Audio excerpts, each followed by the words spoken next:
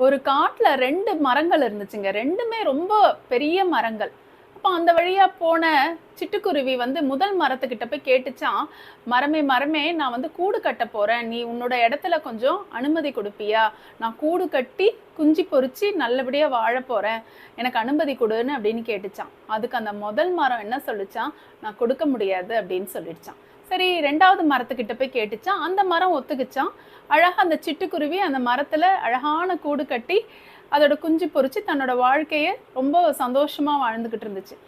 சில நாட்கள் கழிச்சு சரியான காத்து மழை, புயல் காத்து மழைன்னு சொல்லுவாங்க. அந்த புயல் காத்து மழையில முதல் மரம் சாஞ்சு விழுந்து, சரிஞ்சு அந்த வெள்ளத்துல அடிச்சுக்கிட்டு போயிட்டே இருந்துச்சாம்.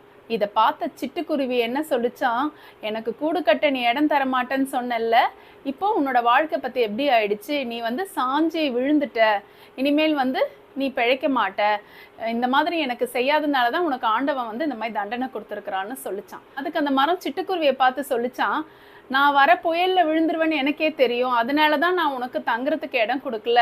நீ குஞ்சு பொரிக்க போறேன்னு சொன்ன. நீ குஞ்சு பொரிச்சு நெடுநாள் வாழணும்னு தான் நானு தரமாட்டேன்னு சொன்னேன். என் மரத்துல நீ கூடு கட்டியிருந்தா என்னோட விழுந்து உன் கூடு, குஞ்சு நீங்கள்லாம் ரொம்ப செதஞ்சு போயிருப்பீங்க. அதனால தான் நான் அப்படி சொன்னேன். என்னை மன்னிச்சிருன்னு" சொல்லிச்சான். இந்த மரம் மாதிரி தான் நம்மள சில பேர் வந்து நிராகரிப்பாங்க. நம்ம உண்மை தெரியாம அவங்கள தப்பா நினைச்சுக்கிறோம். நன்றி, வணக்கம்.